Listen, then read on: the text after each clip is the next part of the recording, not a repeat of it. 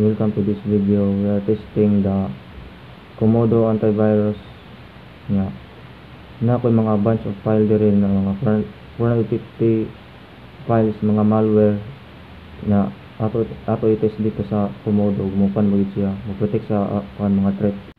So at sa sunod kay atong buhaton na i-enable na atong real-time protection and nga atong tanawon pud og makascan bagid siya atong mga malware threats sa akong mga sample file, mga 250 samples and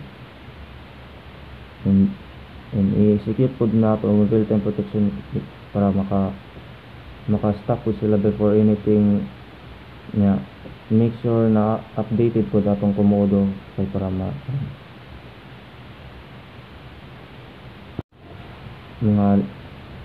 pila kami ning labay ato i-double check ang folder na naabagit bagyahapon to ang mga 450 sample nga.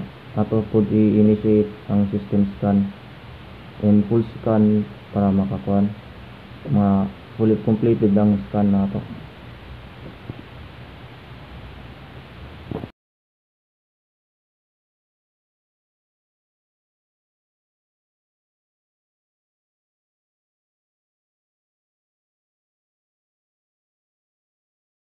So mana matag-execute nga atong pag-execute na kay na koy nakit-an na mga pop-up sa content sa mga file na yes ba i-block ba or i-execute at least nga mura to nga ato sa start atong computer para sa second opinion scan.